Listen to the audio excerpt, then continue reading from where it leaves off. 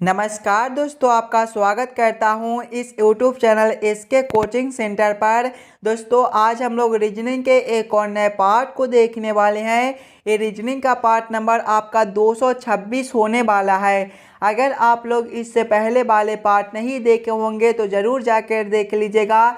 इस पार्ट के अंदर आज हम लोग रीजनिंग के अलग अलग प्रकार के इम्पोर्टेंट प्रश्न को देखने वाले हैं, जो कि आपको आने वाले आगामी सभी परीक्षाओं के लिए काफ़ी इम्पोर्टेंट होने वाला है। अभी आपको एग्जाम में कुछ इसी प्रकार के रीजनिंग के प्रश्न पूछे जाते हैं, तो सभी प्रश्न को पहले आप लोग खुद से ज़रूर सॉल्व करने की कोशिश कीजिएगा और आप लोग हमारे साथ अंत तक जरूर बने रहिएगा। सभी प्रश्न को हम लोग एकदम शॉर्ट ट्रिक के साथ सॉल्व करेंगे।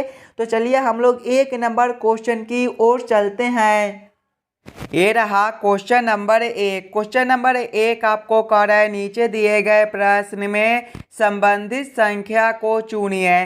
संबंधित संख्या चुनने के लिए बोला जा रहा है। ये जो प्रश्न है ये आपका नंबर एनालॉजी रीजनिंग का प्रश्न है। प्रश्न आपको कह रहा है जिस प्रकार से 32 का संबंध 13 के साथ है, उसी प्रकार से आप लोगों से पूछा जा रहा है ये दोनों क्वेश्चन मार्क पे कौन से संख्या भरे जाएंगे। सबसे पहले आप लोग यहाँ पर ये समझने की कोशिश कीजिएगा 32 से हम लोग 13 किस प्रकार से ला सकते हैं। 32 को हम लोग क्या करेंगे ताकि हमारा 13 बन जाए, इसी प्रकार के संबंधित ऑप्शन को हम लोग देखेंगे।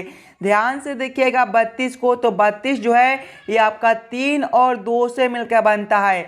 अगर हम लोग 32 के सबसे पहले दोनों संख्याओं को स्क्वायर करके आपस में जोड़ ले, यानी कि 3 है तो 3 का स्क्वायर प्लस करेंगे 2 है तो 2 का स्क्वायर। देखिएगा 3 का स्क्वायर 9 होता है, 2 का स्क्वायर आपका 4 होता है, 9 + 4 आपका 13 बनता है। देखिए 13 आपका यहाँ पर दिया गया है, यानी कि 32 से 13 आपका कुछ इस प्रकार से लिखा हुआ है। इसी प्रकार के संबंधित ऑप्शन को देखेंगे तो ध्यान से देखिएगा ऑप्शन नंबर डी में आपका 47 से 65 लिखा हुआ है। 47 जो है ये आपका 4 और 7 से मिलकर बनता है। 47 आपका 4 और 7 से मिलकर बनता है। 47 के भी दोनों संख्याओं को पहले स्क्वायर करके फिर आपस में जोड़ लेंगे। देखिएगा 4 का स्क्वायर आपका 16 बनता है और 7 का स्क्वायर आपका 49 होता है। 16 + 49 आपका 65 होता है। यहाँ पर आपका 65 दिया गया है, यानी कि इस वाले क्वेश्चन मार्क पे आपका 47 और इस वाले क्वेश्चन मार्क पे आपका 65 भरा जाएगा। क्वेश्चन नंबर 1 का आपका ऑप्शन नंबर डी जो है सही उत्तर बनता है। चलिए अगले प्रश्न की ओर हम लोग चलेंगे, क्वेश्चन नंबर 2 की ओर।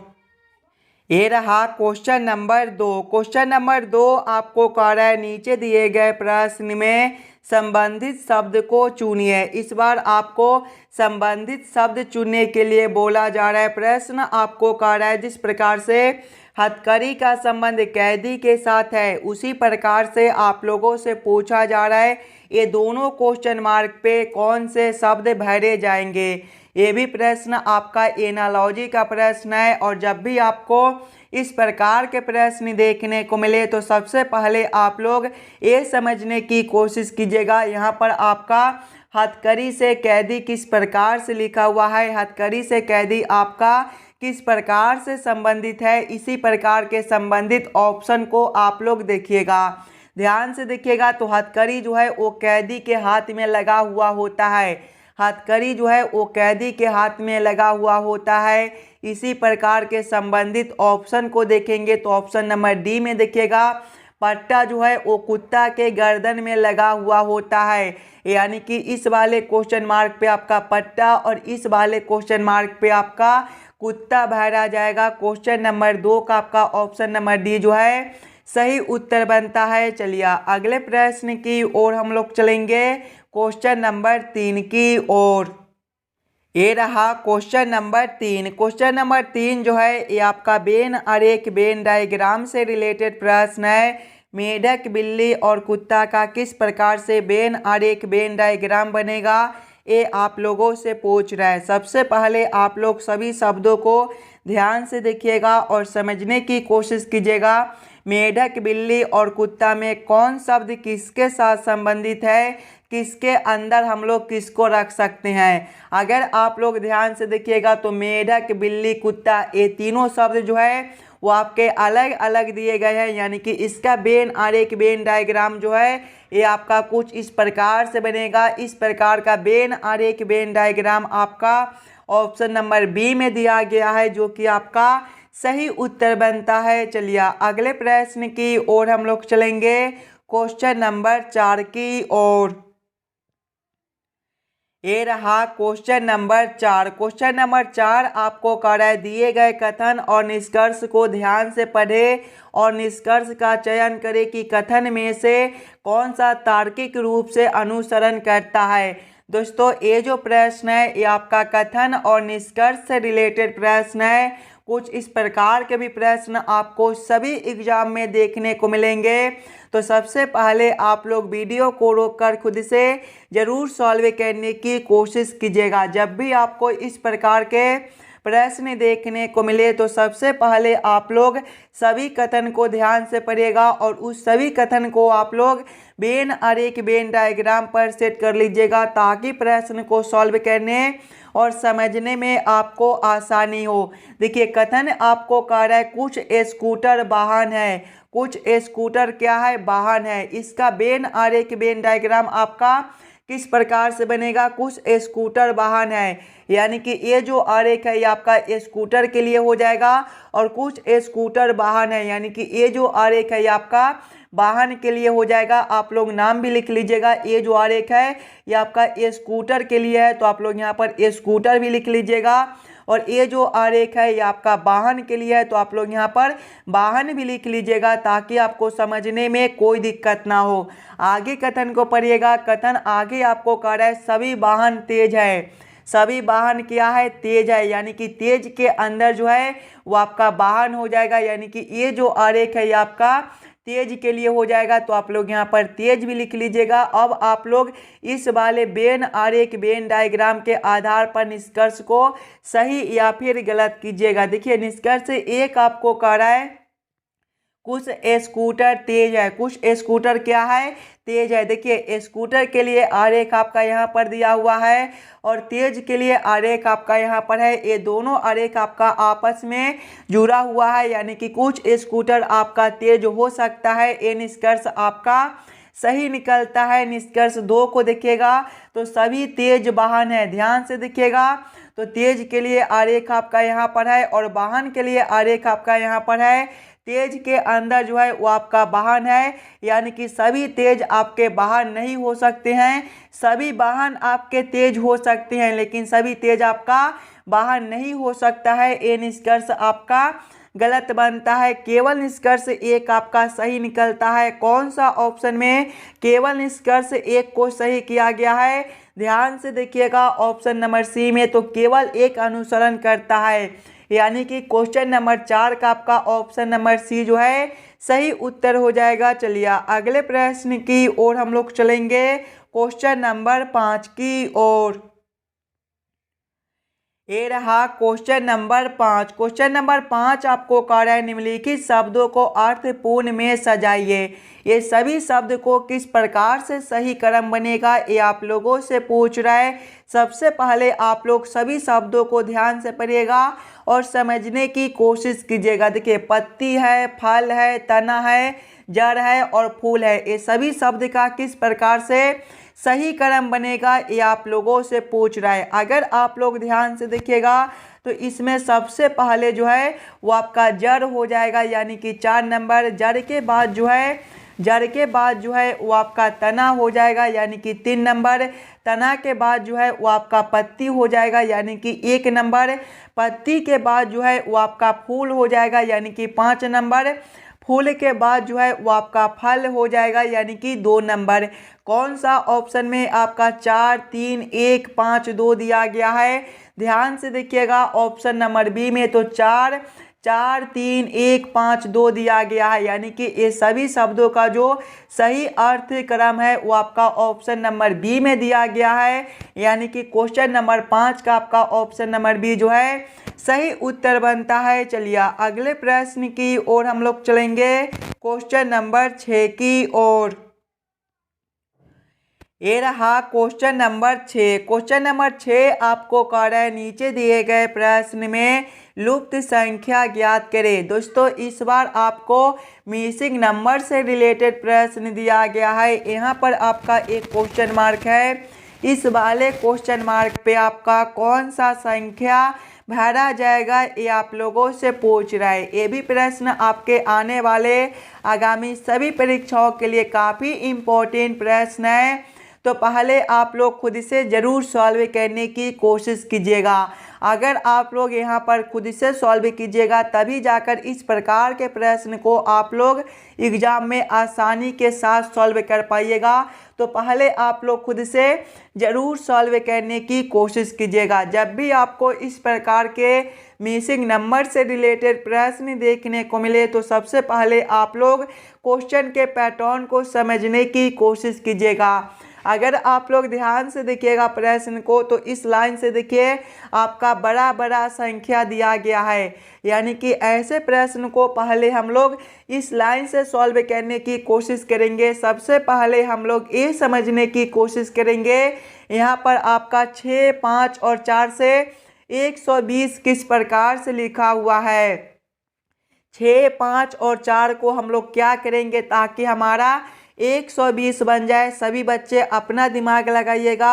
अगर हम लोग सबसे पहले ये तीनों संख्याओं को आपस में गुना कर लेते हैं यानी कि 6 गुना करेंगे 5 गुना करेंगे 4 तो आपका कितना हो जाएगा 6 गुना 5 आपका 30 होता है और 30 गुना 4 जो है ये आपका 120 होता है। देखिए नीचे वाला संख्या आपका 120 दिया गया है। वही सेम आगे करेंगे फिर ये तीनों संख्याओं को आपस में गुना करेंगे। देखिएगा 6 है गुना करेंगे 7 गुना करेंगे 3। देखिए 6 गुना 7 जो है ये आपका 42 होता है। 42 गुना 3 जो है ये आपका 126 होता है। यहाँ पर आपका 126 दिया गया है। यानी कि इसी प्रकार से इस वाले प्रश्न को हम लोग सॉल्व कर सकते हैं। तो वही सेम हम लोग आगे करेंगे। यहाँ पर देखिएगा पहला संख्या 8 है, दूसरा संख्या 5 है और तीसरा संख्या आपका क्वेश्चन मार्क दिया गया है और नीचे वाला संख्या आपका 320 दिया गया है।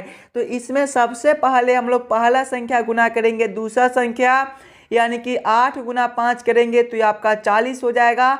अब हम लोग 40 में कौन से संख्या से गुना करें ताकि हमारा 320 हो जाए। अगर हम लोग 40 गुना 8 करते हैं तो ये आपका 320 बनता है। यानी कि तीसरा संख्या जो है वो आपका 8 हो जाएगा।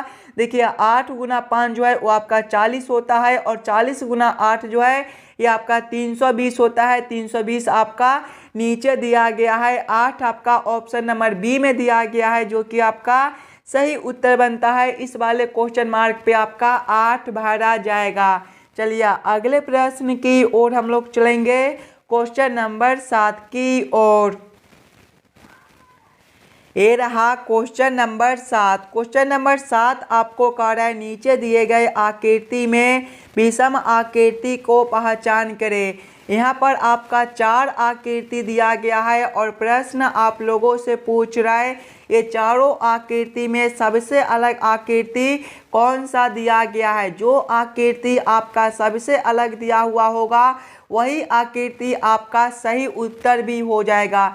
एकदम आसान सा प्रश्न है। अगर आप लोग ध्यान से देखिएगा चारों आकृति को तो आकृति ए में देखिएगा तो देखिए 1 2 3 4 लाइन इसमें दिए गए हैं। देखिएगा यानी कि इस प्रकार के जो है वो आपके 4 लाइन बनते हैं। आकृति बी में देखिएगा तो इसमें आपका 1 2 3 लाइन ही बनता है। आकृति सी में देखिएगा तो इसमें भी आपका 1 2 3 लाइन ही बनता है। आकृति डी में देखिएगा तो 1 2 3 लाइन ही बनता है।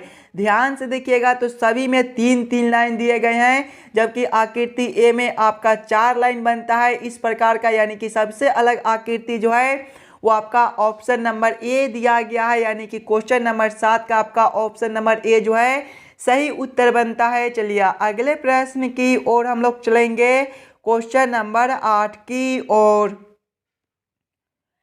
ये रहा क्वेश्चन नंबर 8। क्वेश्चन नंबर 8 आपको कह रहा है दिए गए चित्र की दर्पण छवि क्या होगी यदि दर्पण MN पर हो। इस वाले आकृति का किस प्रकार से दर्पण छवि बनेगा ये आप लोगों से पूछ रहा है। सबसे पहले आप लोग दर्पण को ध्यान से देखिएगा। तो देखिए दर्पण जो है ये आपके कुछ इस प्रकार से दिए गए हैं। और दोस्तों जब भी आपको इस प्रकार के दर्पण देखने को मिले तो प्रश्न आकृति जो है वो आपका बाएं से उलटकर दाएं में चला जाएगा और दाएं वाला आकृति आपका उलटकर बाएं में चला आएगा। यानी कि जब हम लोग इस वाले चित्र को इस प्रकार से उलटेंगे तो आपका किस प्रकार का चित्र बनेगा। सबसे पहले जो आपका एक खंड दिया गया है ये आपका उलटने के बाद भी इसी प्रकार से रहेगा। और ये जो आपके इस प्रकार से दिए गए हैं ये आपके उलटकर अब इस प्रकार से हो जाएंगे। यहाँ पर 2 गोला है तो यहाँ पर भी आपके 2 गोले हो जाएंगे। उसके बाद जो आपका इस प्रकार का आकृति है ये आपका अब इस प्रकार से हो जाएगा। इस प्रकार का उत्तर आकृति आपका कौन सा ऑप्शन में दिया गया है। इस प्रकार का उत्तर आकृति देखिएगा तो ऑप्शन नंबर बी जो है ये आपका इस प्रकार का उत्तर आकृति है। और ऑप्शन नंबर बी जो है वो सी में दिया गया है। यानी कि क्वेश्चन नंबर 8 का आपका ऑप्शन नंबर सी जो है सही उत्तर हो जाएगा। आकृति बी जो है वो आपके इस वाले चित्र का सही दर्पण छवि बनता है। क्लियर है। चलिए अगले प्रश्न की ओर हम लोग चलेंगे क्वेश्चन नंबर 9 की ओर।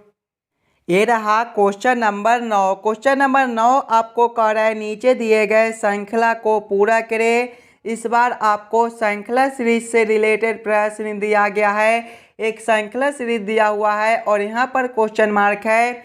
इस वाले क्वेश्चन मार्क पे आपका कौन सा संख्या भरा जाएगा ये आप लोगों से पूछ रहा है। दोस्तों ये भी प्रश्न आपके आने वाले आगामी सभी परीक्षाओं के लिए काफ़ी इम्पोर्टेंट प्रश्न है।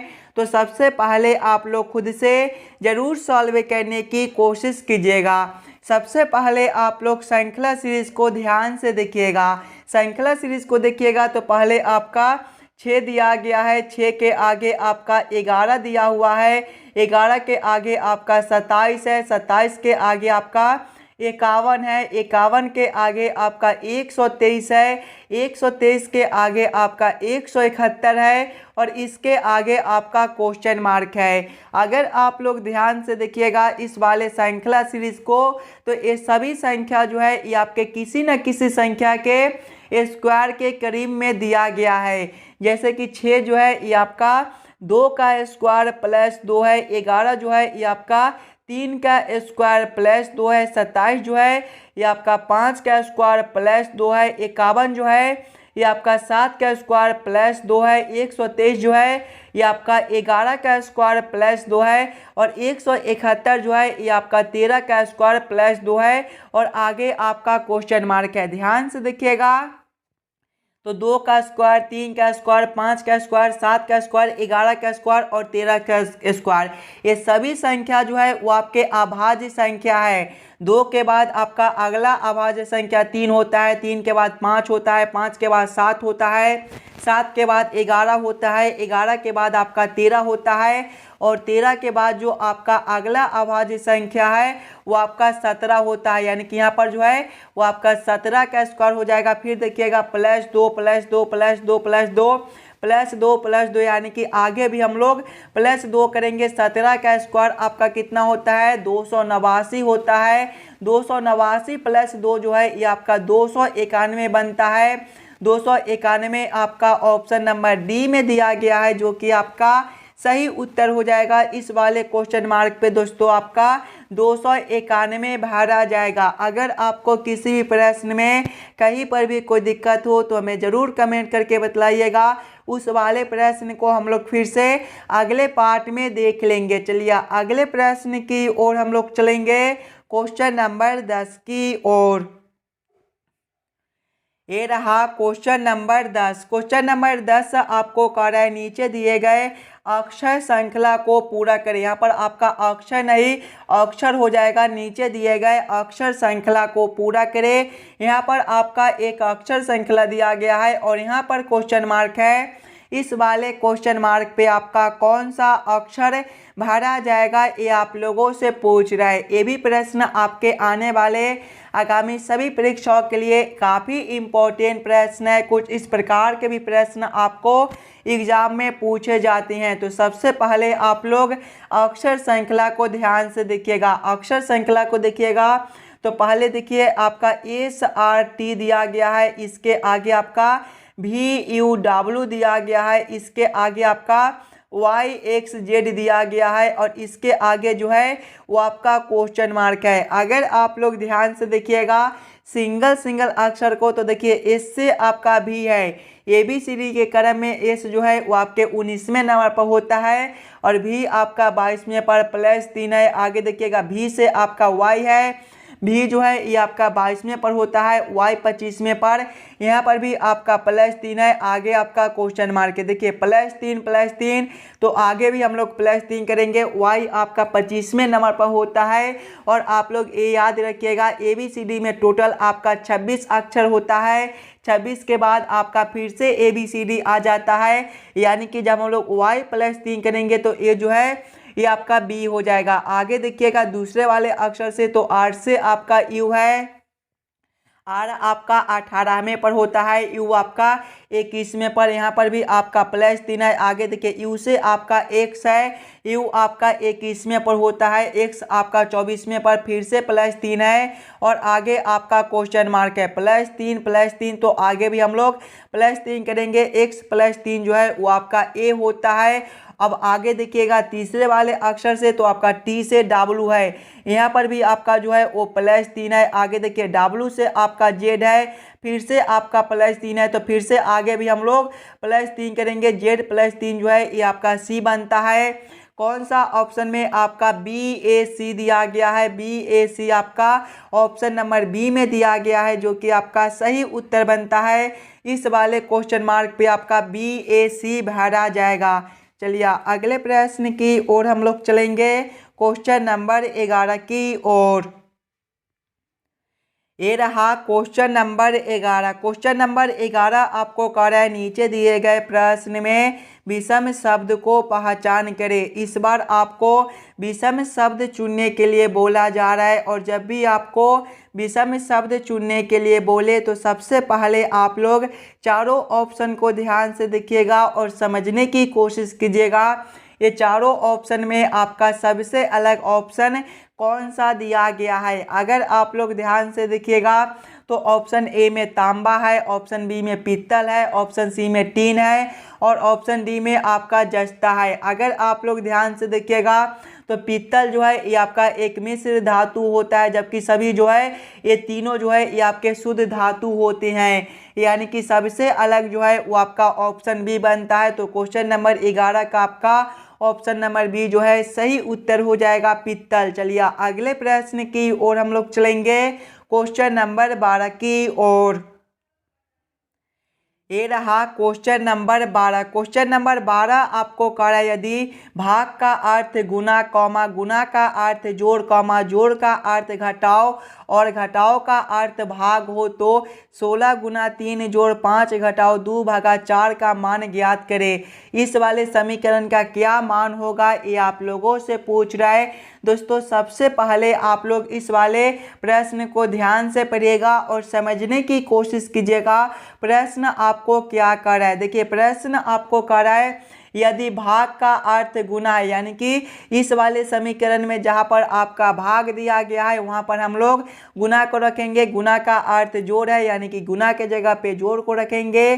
जोड़ का अर्थ घटाओ है, यानी कि जोड़ के जगह पे घटाओ को रखेंगे और घटाओ का अर्थ भाग है, यानी कि घटाओ के जगह पे भाग को रखकर इस वाले समीकरण को हम लोग हल कर लेंगे। सबसे पहले देखिएगा 16 गुना 3 है। गुना का अर्थ क्या है? गुना का अर्थ जोड़ है, यानी कि यहाँ पर आपका जोड़ 3 हो जाएगा। उसके बाद आपका जोड़ है, जोड़ का अर्थ आपका घटाओ दिया गया, यानी कि यहाँ पर आपका घटाओ 3 हो जाएगा। उसके बाद देखिएगा तो आगे देखिएगा घटाओ 5 हो जाएगा। यहाँ पर देखिए जोड़ यहाँ पर है तो घटाओ 5 हो जाएगा। उसके बाद घटाओ है, घटाओ का अर्थ भाग है, यानी कि यहाँ पर आपका भागा 2 हो जाएगा। उसके बाद आपका भाग है, भाग का अर्थ गुना है तो यहाँ पर आपका गुना 4 हो जाएगा। जब इस वाले समीकरण को हम लोग हल करेंगे तो सबसे पहले हम लोग भाग के काम करेंगे, उसके बाद गुना के, उसके बाद घटाव के और उसके बाद जोड़ के। देखिए पहले भाग के काम करेंगे तो 16 प्लस करेंगे 3 घटाव करेंगे, जब 5/2 करेंगे तो ये आपका 5/2 हो जाएगा। गुना करेंगे 4, यहाँ पर देखिए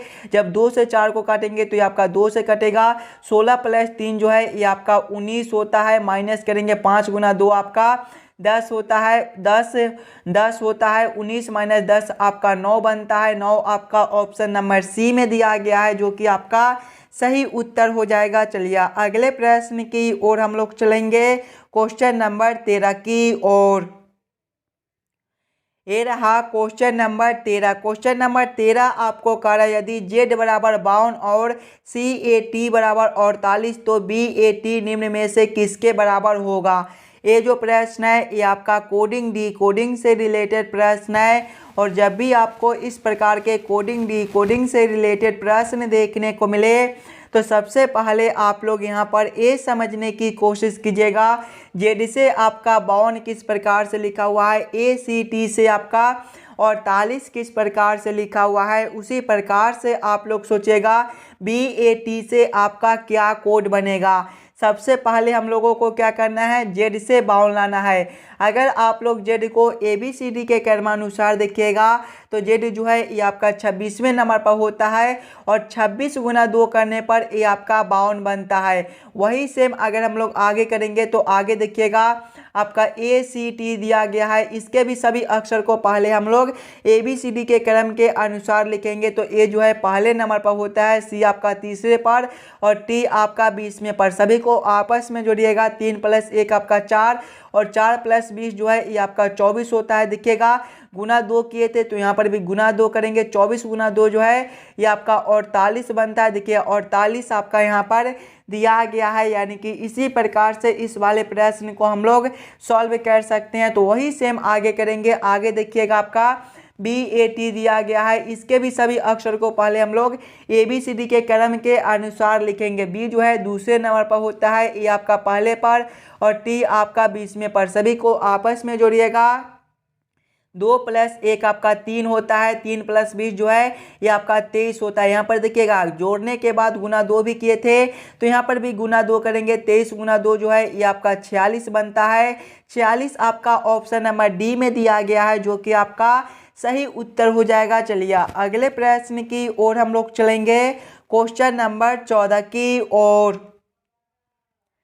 ये रहा क्वेश्चन नंबर 14। क्वेश्चन नंबर 14 आपको कह रहा है एम बहन है के की, डी भाई है के का, एफ माता है एम की, तो कैसे के संबंधित है एफ से, ये आप लोगों से पूछ रहा है। ये जो प्रश्न है ये आपका ब्लड रिलेशन से रिलेटेड प्रश्न है, और जब भी आपको इस प्रकार के प्रश्न देखने को मिले तो सबसे पहले आप लोग प्रश्न को ध्यान से पढ़िएगा और समझने की कोशिश कीजिएगा। देखिए प्रश्न पहले आपको कह रहा है एम बहन है के की, एम क्या है, बहन है के की। बहन है मतलब एक ही पीढ़ी का होगा, यानी कि दोनों को हम लोग सामने सामने रखेंगे। एम के सामने किसको रखेंगे, के को रखेंगे। क्या रिश्ता है, बहन का है, तो आप लोग यहाँ पर बहन लिख लीजिएगा। आगे प्रश्न को पढ़िएगा, डी भाई है के का, डी कौन है, भाई है के का, यानी कि ये भी एक ही पीढ़ी का है, तो इसको भी हम लोग सामने सामने रखेंगे। के सामने किसको रखेंगे, डी को रखेंगे। क्या रिश्ता है, भाई का है, तो आप लोग यहाँ पर भाई भी लिख लीजिएगा। आगे प्रश्न को पढ़ेगा,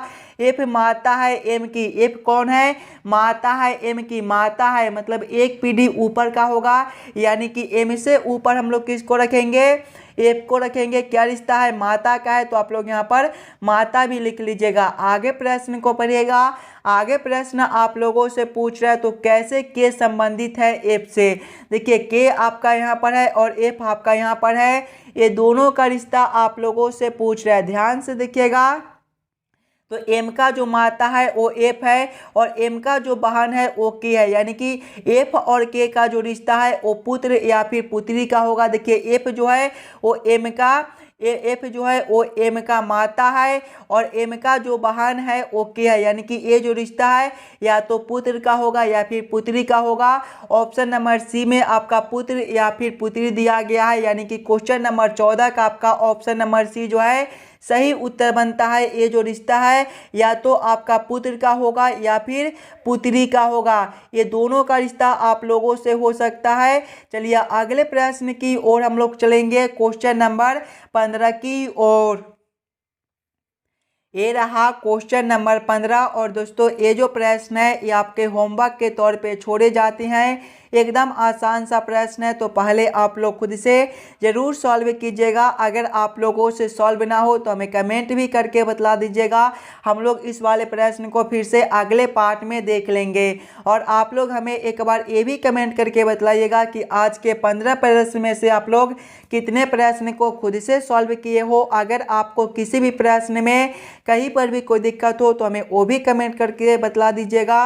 और जितने बच्चे इस वाले YouTube चैनल पर नए हो, चैनल को सब्सक्राइब और वीडियो को लाइक जरूर करके जाइएगा। चलिए हम लोग मिलते हैं आपसे अगले वीडियो में। धन्यवाद।